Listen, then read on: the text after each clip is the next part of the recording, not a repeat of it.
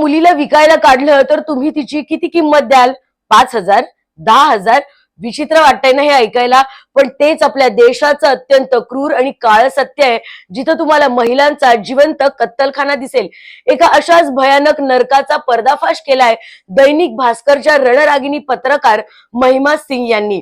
या महिला पत्रकारानं स्वतःचा जीव मुठीत धरला आणि बिहारमध्ये सुरू असलेल्या एका ऑर्केस्ट्रा ग्रुपमध्ये काम करणाऱ्या मुलींचं सोंग घेतलं आणि थेट नरकात उतरल्या. सलग 5 दिवस त्यांनी हे काम केलं आणि धक्कादायक बाब म्हणजे या 5 दिवसांमध्ये दलालांनी त्यांना एकदा दोनदा नाही तर तब्बल 3 वेळा खरेदी केलं आणि विकलंही. मग विचार करा, जर पत्रकारांची ही अवस्था आहे तर या देशातल्या सर्वसामान्य महिलांचं काय होईल? यावेळी महिमा यांना घाबरण्यासाठी टेबलवरती लोड केलेल्या पिस्तुली ठेवण्यात आल्या, त्यांना धमक्या दिल्या गेल्या, पण तरीही त्या डगमगल्या नाहीत.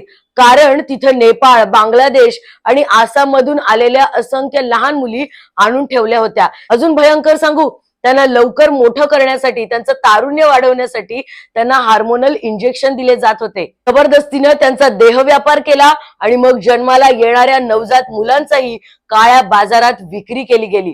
खरं तर महिमा सिंग यांच्या या धाडसामुळे पोलिसांनी छापेमारी करून या नराधमांना बेड्या ठोकल्या आणि असंख्य मुलींची या नरकातून सुटका केली. आणि त्यांच्या या ऐतिहासिक कामगिरीसाठी त्यांना फेअरलेस पेन अवॉर्डनी गौरवण्यात आलं.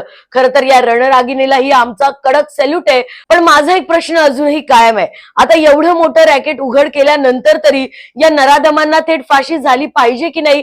आणि आपण सगळ्यांनी जर यावर आवाज उठवला ना तर हे नक्की होऊ शकतं. त्यामुळे हा व्हिडिओ इतका शेअर करा की मुलींची तस्करी करणाऱ्या या सगळ्यांचे धाबे दणाणले पाहिजेत.